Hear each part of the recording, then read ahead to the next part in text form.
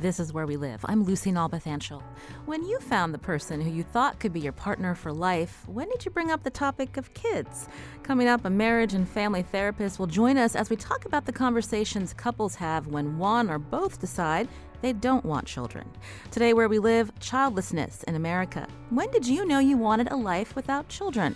Some women say they've known since they were little girls. Others make the decision once they're on a particular career path or after they learn of a certain health condition. Now, once you tell people you don't plan on having kids, how do they respond? With surprise, disapproval, skepticism? We'll speak with a woman about her experience when she decided to pursue sterilization. Before we hear Kristen Richter's story, we wanted to know how common childlessness is in America. In 2015, a Pew Research Center report on U.S. demographics found childlessness among women ages 40 to 44 was at its lowest point in a decade. To learn more now, on the phone with us is Gretchen Livingston, senior researcher at the Pew Research Center. Gretchen, welcome to the show. Thanks for having me. We should note that when I mentioned that data on childlessness, when women were surveyed from ages 40 to 44, it doesn't really break down the women who may have chosen not to have children as well as the women who may not have had a choice. They weren't able to have kids. That's absolutely right, and that's an important thing to keep in mind. There has been some data that has tried to look at that has surveyed women in that age range who've never had children. And those survey results suggest that about half of these women say, they made a conscious choice to not have children, and about half suggest that it wasn't necessarily a choice on their part to not have children, and that could have meant they didn't find the right partner, they had health issues, just as you were saying at the beginning of the show. When we look at percentages, how many women are we talking about in America? Well, now about 15% of women end their childbearing years having never had a baby. And that number is up from the mid-1970s when the number was around 10%. And that's the earliest point that we have good data on this. So, that's a notable increase in childlessness across that time period. But it's interesting to note childlessness over the last 10 years or so has actually been on the decline. So it topped out at around 20% in the early to mid-2000s. Now, what happened around the recession of 2008? Good question. So we know that economic shocks like that recession definitely affect people's decisions about having children, at least in the near term. And that's some of what we see or what we hear when we hear stories of record low fertility. You see quite a few stories about that in the news. But it's important to keep in mind that the recession is or any kind of economic shock might affect data for certain years.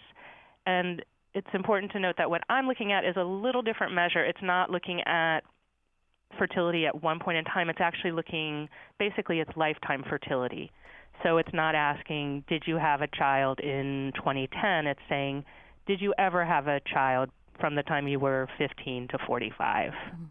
And why that endpoint at 45?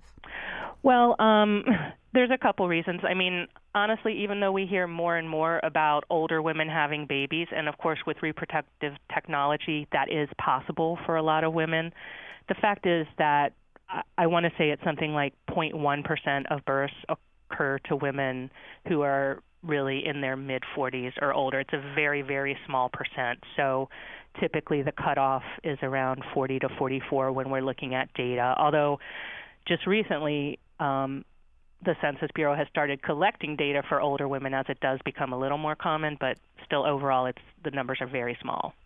What can you tell us, Gretchen, about the women who are not having children, or the ones who may have delayed motherhood but now are looking to have children? What can we figure out from the data of who these women are in terms of their educational backgrounds and whatnot? Sure. Something that's interesting is I think we think of childless women as being predominantly highly educated, and that is true, but that trend is changing a little bit. Over the past 20 years, the biggest declines in childlessness have been among the most educated women, which I think is quite striking. So if we look back to even just the mid-90s, which was not that long ago, About 35% of women with a PhD or a professional degree at the end of their childbearing years had never had a baby. That number's down to 20%. So to kind of put that in another framework, that means about 80% of women with an MD or a professional degree do have babies now, which that's a big change.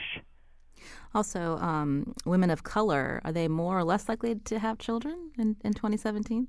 Interesting. Our data shows that generally non-Hispanic white women are the most likely to be childless. That continues to be the case. That's been fairly constant for a while.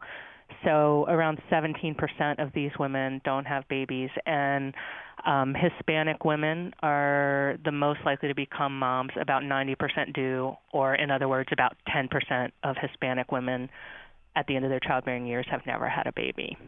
And how has this changed from the 70s? I don't have data back to the 70s on that, unfortunately, but I can say over the past 20 years or so, those numbers have been pretty stable, actually. This is Where We Live. On the phone with me is Gretchen Livingston, senior researcher at the Pew Research Center, as we learn more about childlessness in America. If you've made the choice to not have kids, we want to hear from you. 860-275-7266. Find us on Facebook and Twitter at Where We Live. Now, Gretchen, I understand Pew is going to be releasing some new data later this week about lifetime fertility among U.S. women. What can you tell us? Any changes in how you've been able to look at the data in previous years to what's coming out later this week?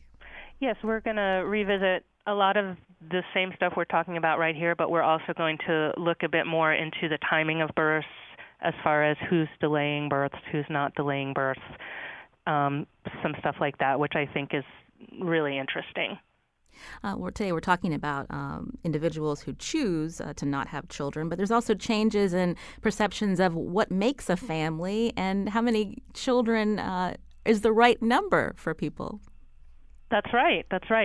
On the one hand, it's important to keep in mind, and I think maybe it's easy to lose sight of the fact that not so long ago, childlessness was not necessarily acceptable, and some research suggests that may be part of the reason that the rates of childlessness have gone up, is that it's become more socially acceptable to be childless, whereas even 20, 30, 40 years ago, it was much less so for a woman to not have birth and still be accepted. So I think that's important to keep in mind. Also, as far as children, again, not that long ago, in the mid-'70s, a lot of women were having 4 children still, or had 4 children at some point in their lives. And now, of course, the norm is more likely 2 children. So, well, we'll look forward to that new report coming out later this week. I want to again thank Gretchen Livingston, a senior researcher at the Pew Research Center. Thanks, Gretchen, for your time. We're going to now bring into the conversation Kristen Richter. This is a woman who has a self-described voice for the child-free choice. She's also a writer. Kristen, welcome to the show. Thank you for having me. So at what point did you know that you didn't want children? This is something that I've always understood about myself to be true, even when I was a child, thinking about my future, what it might look like, even though I wasn't intentionally making these decisions. The vision of it was always either by myself or without children. It was never an urge I had. I never had that maternal draw to have children. And then as I got older, it was further reinforced by more logical, more tangible things like hereditary issues, health, ecological responsibility, economic responsibility. So it started out as just more of something I knew to be true about myself, and was just reinforced by things I learned about the world and the decisions that we hear from people when they make that decision later in life, like health decisions. So you mentioned, health decisions, but when you're looking at the world at large, you're thinking about overpopulation and whether you want to add to that problem? Yes. At the last time I did research on it, there were over 400,000 children in the foster care system in America at any given time.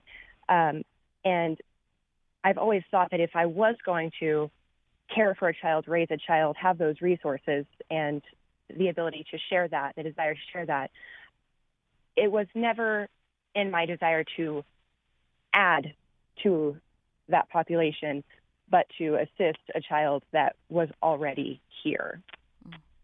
So when you knew from an early age, like you said, that you knew you didn't want children, what about how your family may or may not have influenced you, and what was their reaction? Very, very neutral. I think it was just something that was so known. There was hardly a significant coming out moment about this. This was just something that was always sort of understood about myself. And I remember being asked about it as a child, or more, I remember being commented to about, when I get married, when I have kids, and just thinking that was such a strange comment to hear, even as a 6 or 7 year old, sort of where the assumption was that I was going to have children, but it was certainly assumed. And I just remember thinking that was so strange. And I remember telling people very young, like, oh, I won't be doing that. The younger I was, of course, that was dismissed as, something children say. And of course you will, you want to, everybody does. And I let it go. But I just knew in my head that assumption was so strange, and it just didn't fit with anything that I valued or felt about myself. As I got older and was able to make more logical arguments and logical decisions about my reproduction, my relationships, how I defined family, how I wanted to form a family, and what that meant for me, and going forward with making the permanent decision for sterilization, nobody in my close circle was surprised or had negative reactions. Really, the only negative reactions were from people not involved at all, from strangers, which I always thought was very, very funny. Anyone in my life was really not shocked at all. That's interesting that you said it's strangers that have more of an adverse reaction to your decision to not have children. I wanted to ask you, you mentioned that you underwent sterilization. When did you make that decision? And, some listening may think that's a very permanent, there's nothing that you can do to reverse that. So why go that route? There were many contributions that came to that decision. Some of them were simply just the logistics of the time and place I was in my life, but it was always something sort of in the back of my head that I knew I would eventually do. I didn't ever want to leave that to chance. I believe in every child a wanted child. If I was to ever become pregnant, have a child, there are the standards I would set for myself to raise that child are so high. I believe in strong families, strong households, the best opportunities for children. If I wasn't able to provide that, I wouldn't feel that I was ready to do so. So I didn't want to leave anything to chance. And when it came time to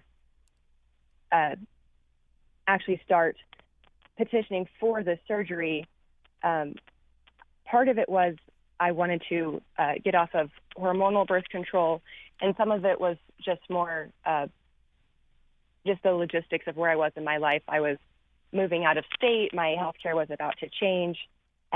We'd had issues with the birth control I was on, and it really came time to it.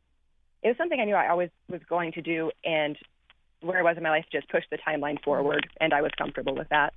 Now, you were in your early 20s when you were looking for a doctor to perform a tubal ligation. What was the reaction that you received in your early 20s looking for this procedure? I knew going into this, because of the research I had done beforehand, that this was going to be an uphill battle, no matter what age it was. The research I had done showed that anyone from their 20s to their 40s were routinely denied this surgery, typically in pretty disrespectful fashion. So I went in prepared for that. I knew that there was going to be multiple consultations, multiple providers involved. So I think that changed the tone of the conversation when I went in compared to someone who may not have expected that and went in with the expectation of, I can go in with my records and my request and get this approved. I went in sort of with the intention of knowing I was going to have to argue my way into the approval. And it was exactly as I expected and exactly as the researches that I had done told me it would be. It was very condescending. It felt very, a lot of it felt like an interrogation. A lot of it was telling me telling me about myself, what I would regret, what was going to happen. You know, if I changed partners, because I emphasized that I didn't want children, neither does my partner. And I was told that, well, when you change partners, or if you change partners, what happens when they want a child? Sort of that,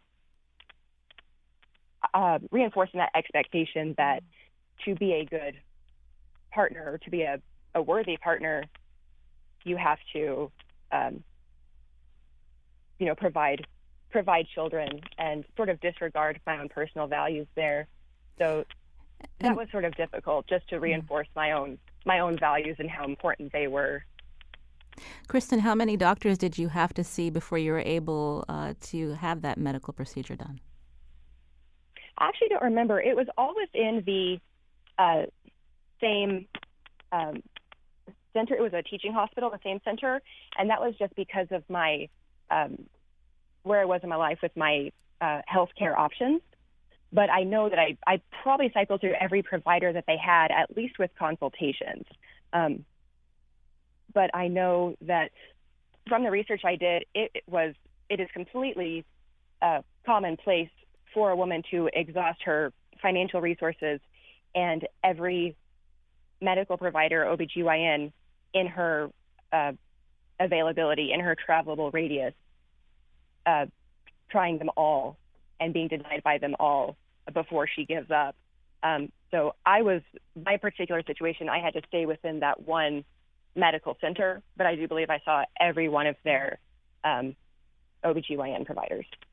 Your story became very public when you decided to do a TEDx talk on your decision to be child-free. You say in that talk that even when you were signing the consent forms, the doctor was there shaking his head, saying that you would probably change your mind. How did that make you feel?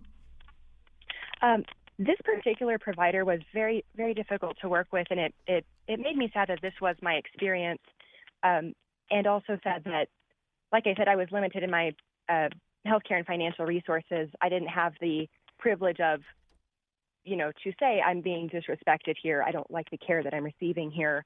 I can go elsewhere. So I was sort of stuck with this particular provider, and the entire time, and like I mentioned, I went to multiple consultations. They rescheduled me for multiple consultations. I voluntarily went back to restate my case multiple times, and often with this individual. And yeah, that's just one example of sort of how he was treating the situation. Even once it was approved by the surgeon himself, this doctor, who was sort of overseeing my whole case, had no problem speaking to me like a child, had no problem telling me, refuting anything I was declaring or saying about myself, about the research I had done, making, well-argued declarative statements of, these are my values, this is what the research shows, these are reasons why I need this in my life, why this will help my life, why this will help my my goals, my lifestyle, the way that I value family, even things that shouldn't be refutable, their statements about myself. He had no problem telling me with great certainty you will regret this.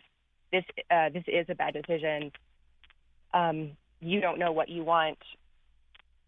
You don't know what's best for you. And he told me that there was no one who was going to approve this because of a concept called medical autonomy, which he felt the need to define for me, which is that providers are going to act how they feel is in your best interest, regardless of what the patient is saying or valuing. It's interesting. And that was difficult to hear. That's interesting that you bring that up. We're going to, after the break, be speaking with a doctor and finding out about laws here in Connecticut. On the phone with me again is Kristen Richter. She's a woman who's chosen to be child-free. She decided in her early 20s that because she never wanted to be a mother, she actually had tubal ligation. Today we're talking about childlessness in America. Kristen's going to stick around with us after the break. We're going to also bring in another story from a Connecticut native who's going to tell us about her decisions. And we want to hear your thoughts, too. How did your family, your friends react to your decision to not have children? You can join the conversation today, 860-275-7266. Find us on Facebook and Twitter at Where We Live. We'll take your calls right after the break.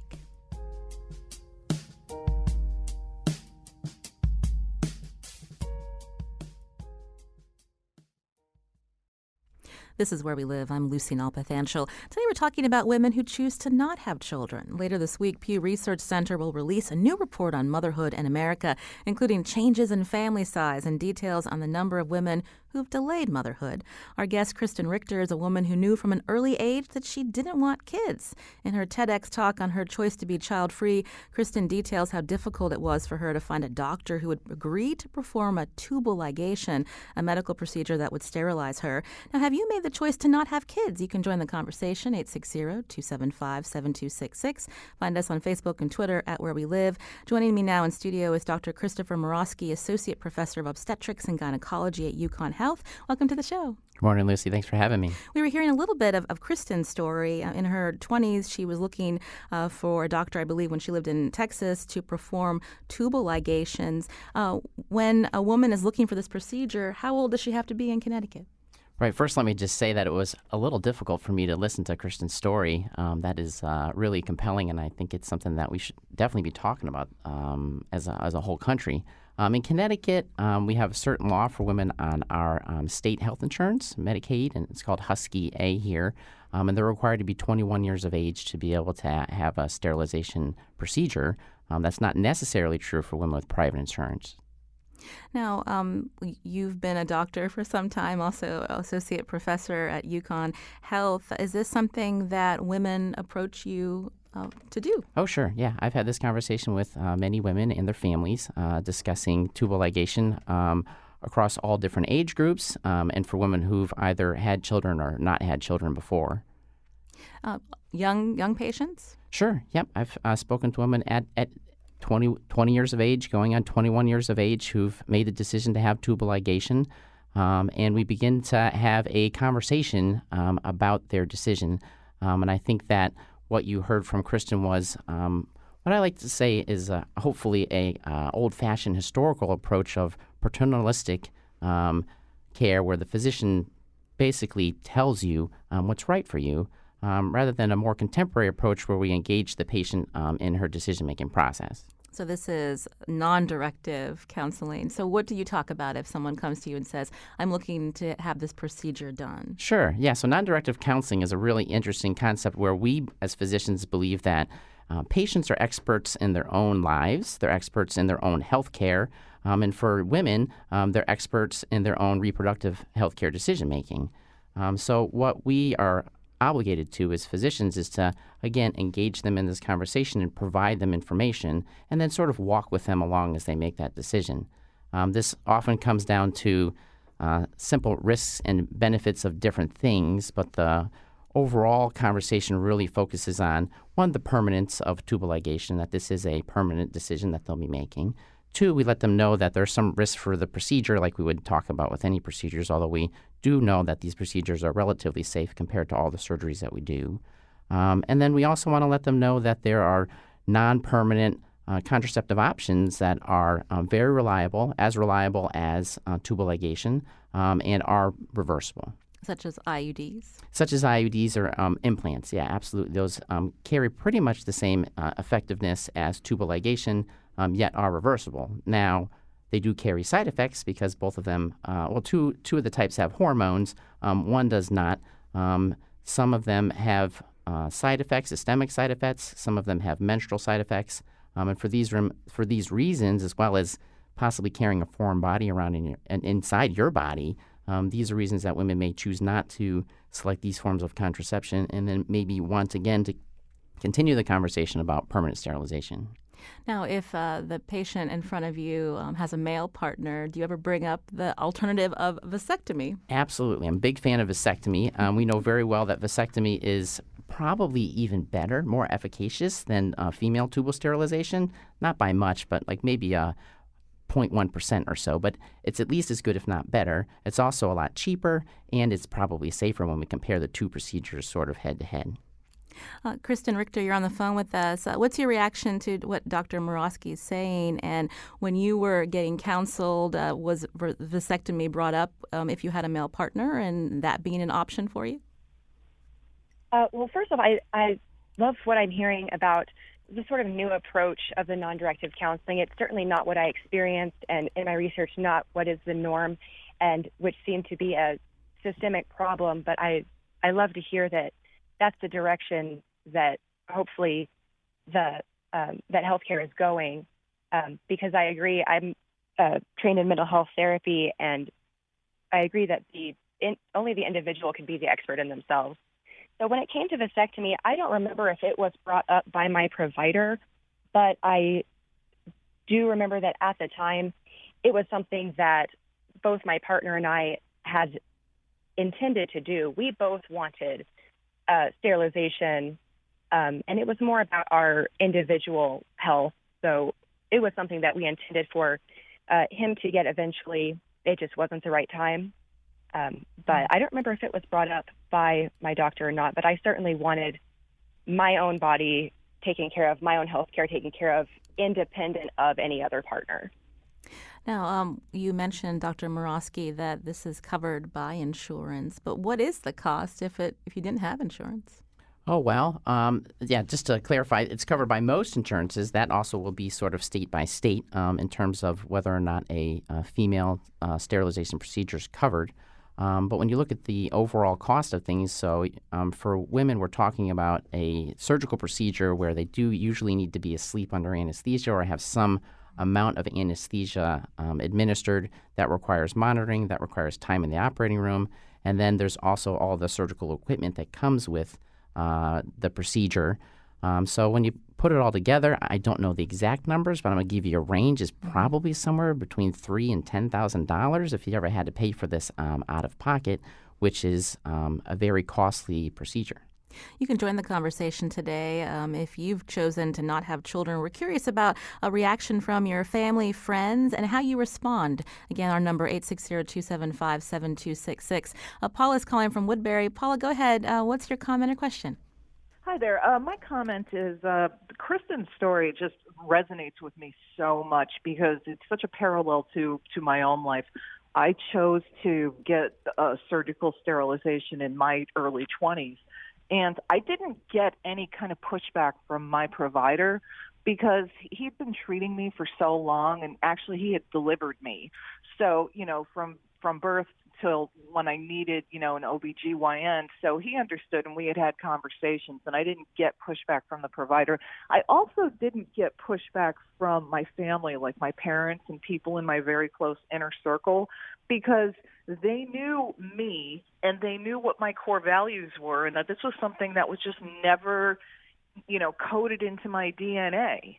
To be a parent, to be a mom. It was something I never, ever wanted. The pushback came from people who thought they knew me and would make remarks like, you're going to regret it. Who's going to take care of you when you're older?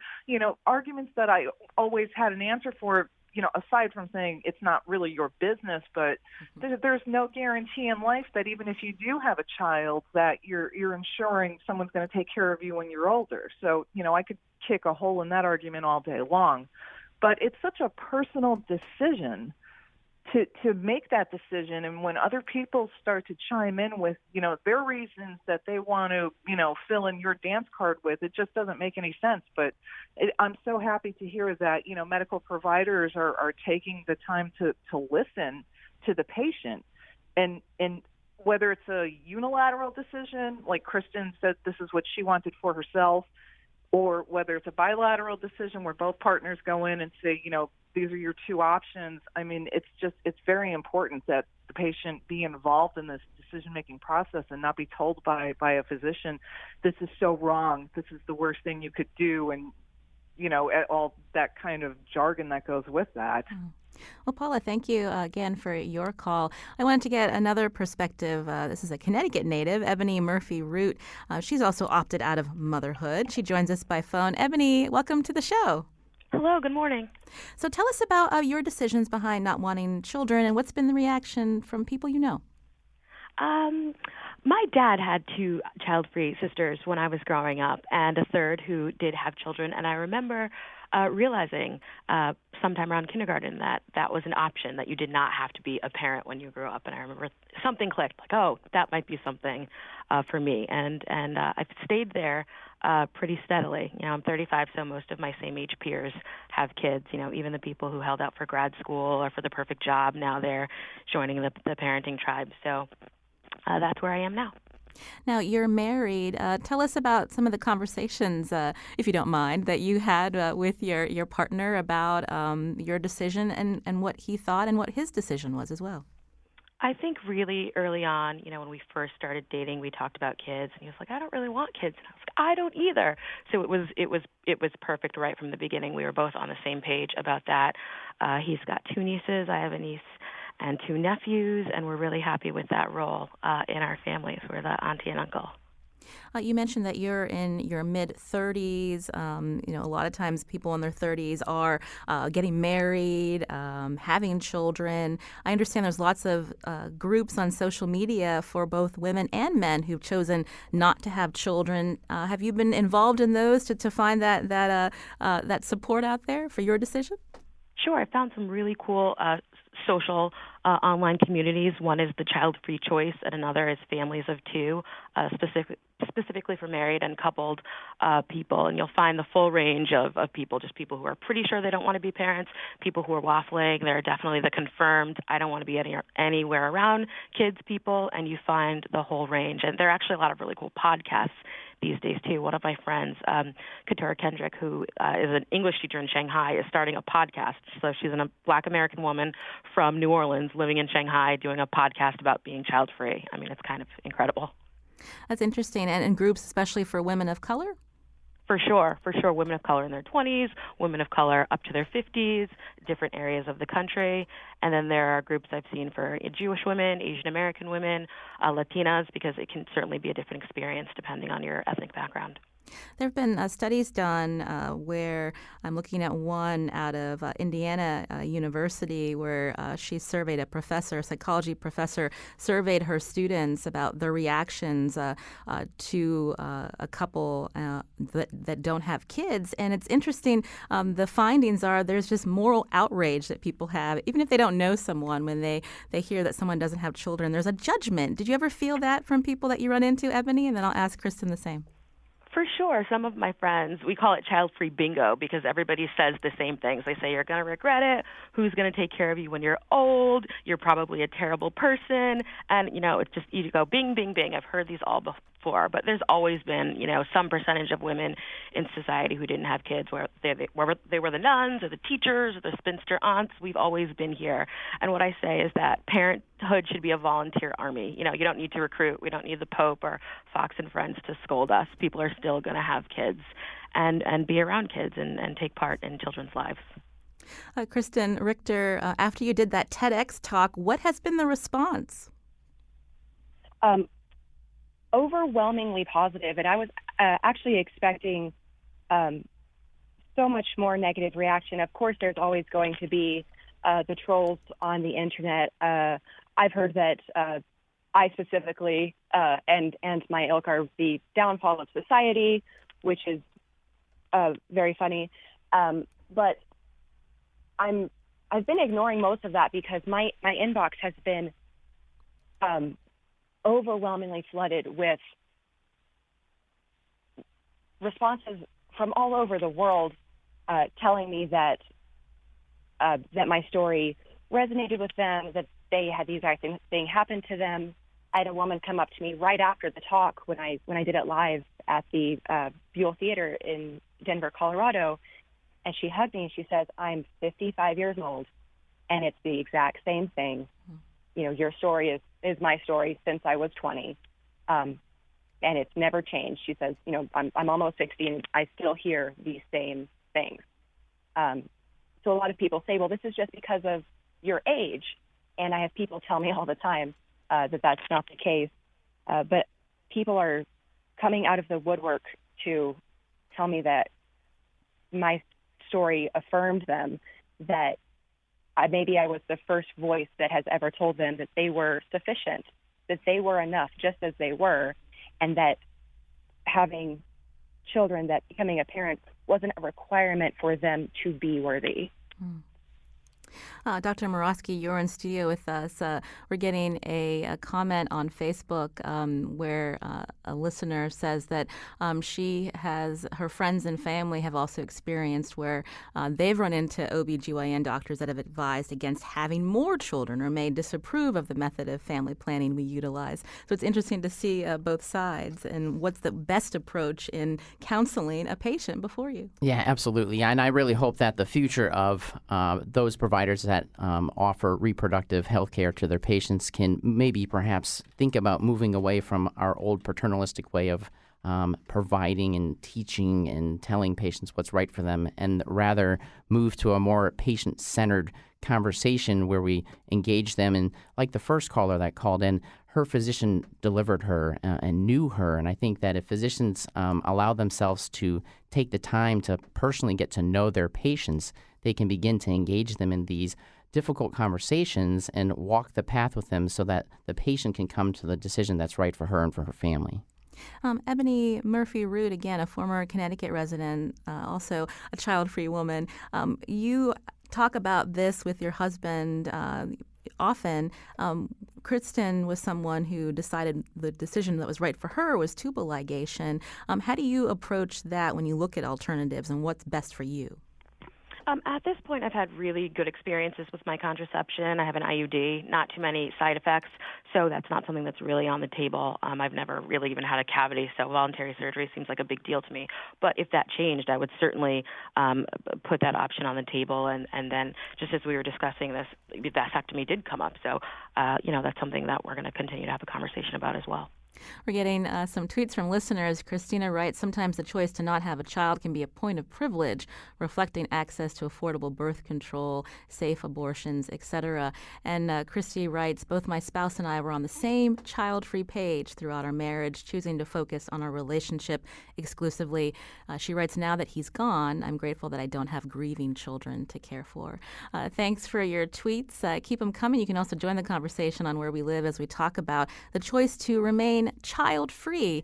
Coming up next, we're going to speak to a marriage and family therapist about the questions and conversations couples should have. I want to thank Ebony Murphy-Root for joining us for our conversation today. Also, Dr. Christopher Morosky, Associate Professor of Obstetrics and Gynecology at UConn Health. Thanks, both of you. Kristen's going to stick around with us, and you can join the conversation, 860-275-7266.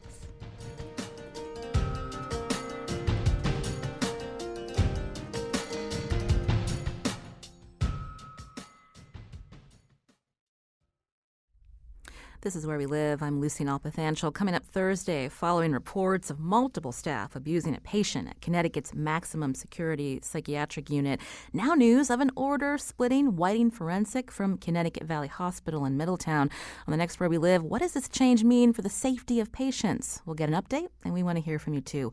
That's Thursday. Now, today we've been talking about women who don't want to have children. Now, if you're dating someone, when is the right time to talk about it? Our guest, Kristen Richter, gave a TEDx talk on her choice to remain child-free. In it, she says it's first date conversation. What do you think? How did you bring up the kids conversation to the person you wanted to commit to?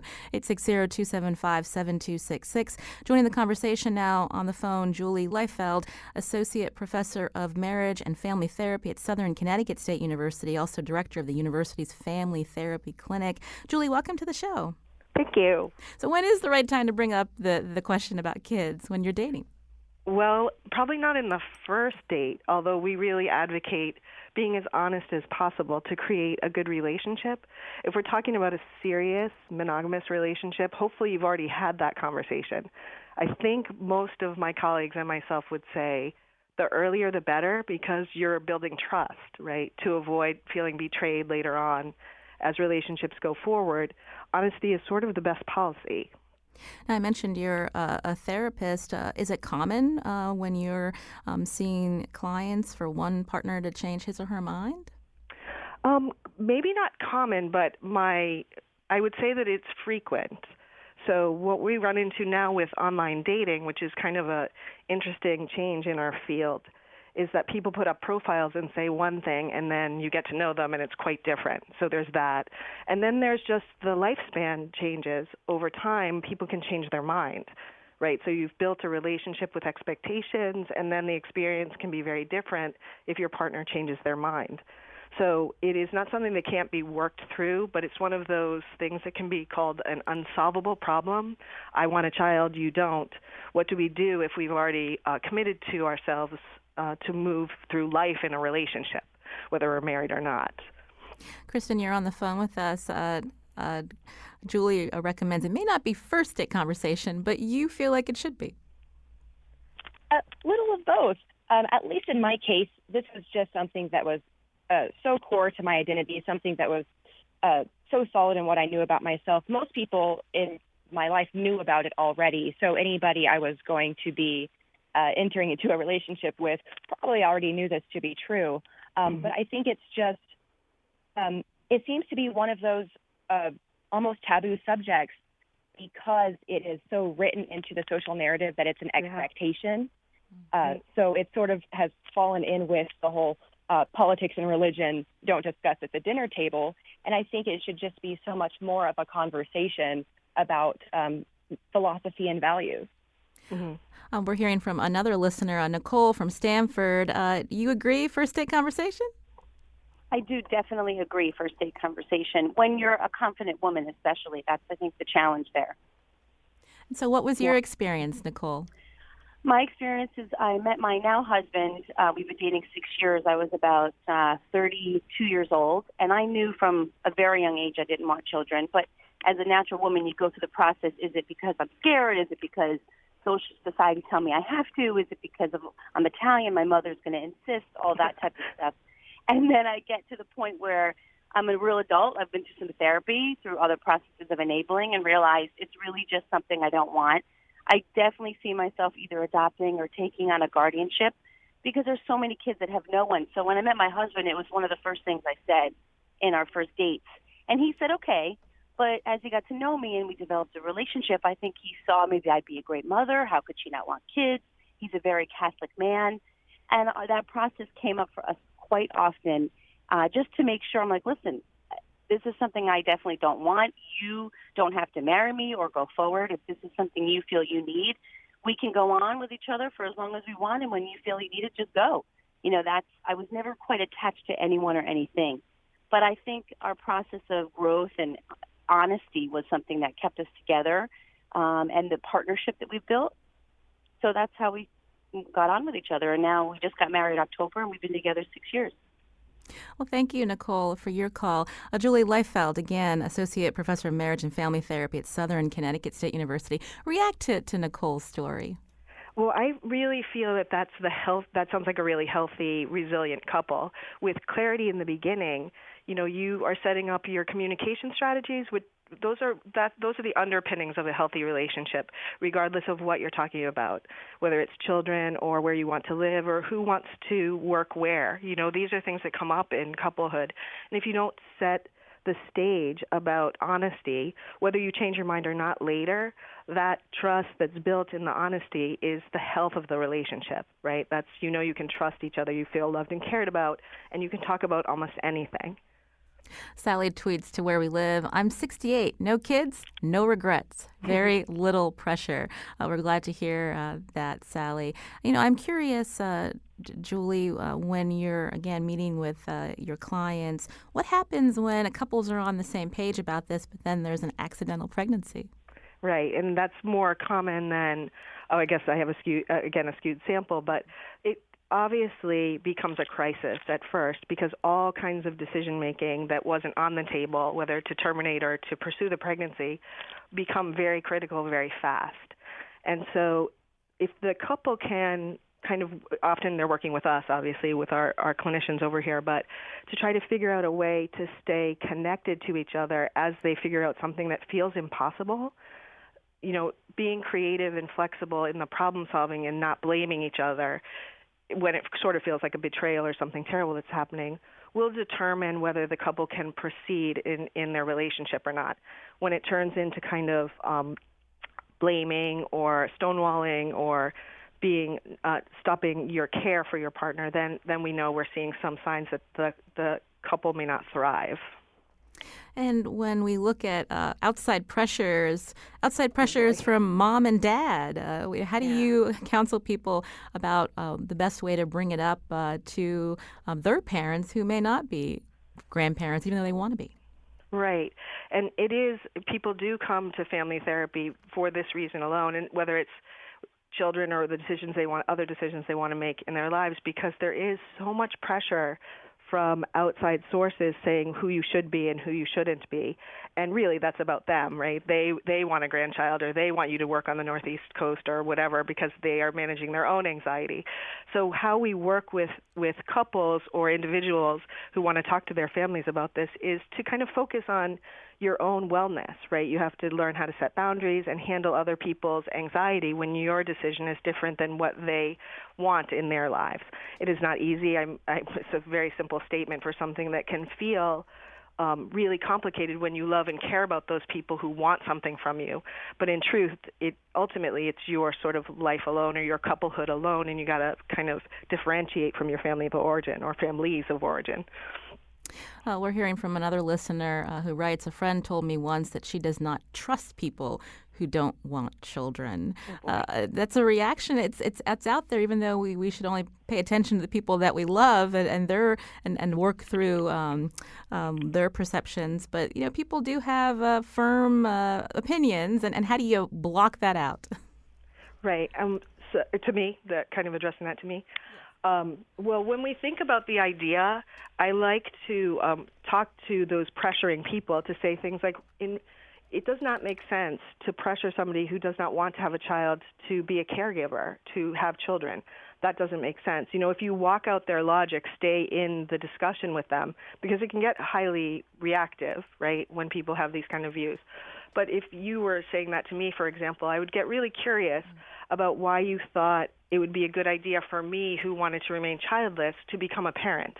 You wouldn't tell me to become a neuroscientist, for example, if I really was not interested in that. But when we come to something as complicated as child rearing, we make assumptions and make simplistic decisions about that when it's a kind of a lifetime decision and so complex and would have direct influence on the child as well, right? If I don't want you as my offspring, that has serious consequences growing up in that environment, right?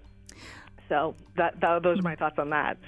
That's Julie Leifeld, again, Associate Professor of Marriage and Family Therapy at Southern Connecticut State University. I wanted to close with a quote from author Elaine Tyler May. She wrote the book Barren in the Promised Land, Childless Americans in the Pursuit of Happiness. She writes, there are many ways to have children in one's life without giving birth to them or raising them. Just ask any devoted aunt, teacher, doctor, child care worker, or anyone with children in their lives. As one teacher said proudly, I'm not childless. I have 400 children. Again, that's Elaine Tyler May. Also want to thank Kristen Richter for joining us and telling us your story. Today's show produced by Lydia Brown. Special thanks to Carmen Baskoff. I'm Lucy Nalpathanchel. As always, thanks for listening.